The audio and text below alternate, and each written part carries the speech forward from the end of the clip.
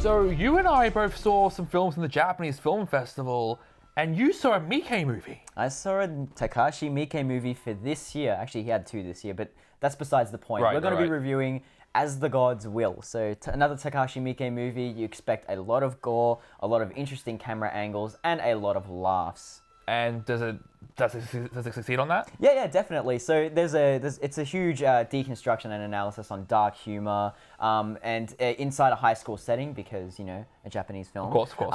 And it does feature this interesting tale of this game of death that people play. But this game of death involves a lot of games that are associated with children playing them. So it's like this interesting juxtaposition of childish games mixed with over-the-top gore and violence. Okay, good. So think of something in like a mix of battle royale mixed with a bit of saw mixed with a lot of laughs, a lot of dark humor, and it's a pretty good recipe. It's a recipe for disaster, but the good kind. So let's change tack then, because we talked about horrible gore and violence and dark humor.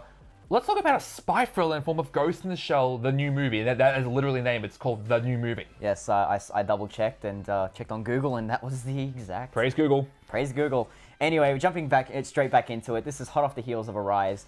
Major Kusanagi is out there again with a cohort, and it's a pretty crazily paced movie as well. So like, there's a point where there's an action scene, and then for an hour it's pure dialogue and exposition, which is like, holy crap! I didn't really expect from a Ghost in the Shell movie. Speaking of which, there is a lot of jargon involved as well. Yeah. So for those that haven't seen Arise, they may come in thinking, what's going on? The central themes are there. I mean, you're in there for Ghost in the Shell, and that's exactly what it delivers. You got your Tachikomas, you got Bato being awesome.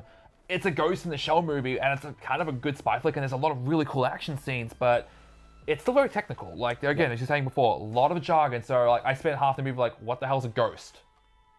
It's in the shell, obviously. Well, clearly, but still. Yes. So, yeah, as we said, there is a lot of jargon involved. It's probably not the one you want to jump into first. Before you jump into it. It's still kind of enjoyable in terms of animation style. The color palette is awesome. It's still kind of dark and dreary. Exact kind of dystopian future that you'd expect. And hey, it's still cyberpunk, which is going to be something, Still right? cyberpunk, so a lot of prosthetic porn. Actually, that sounds a bit dirty. A lot of prosthetic detailing and some nicely animated scenes, both action-wise and some of the pacing and plot.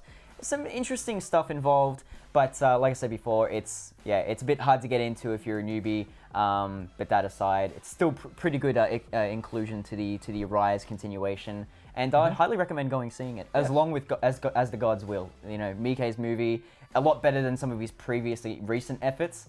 Highly recommend both of them.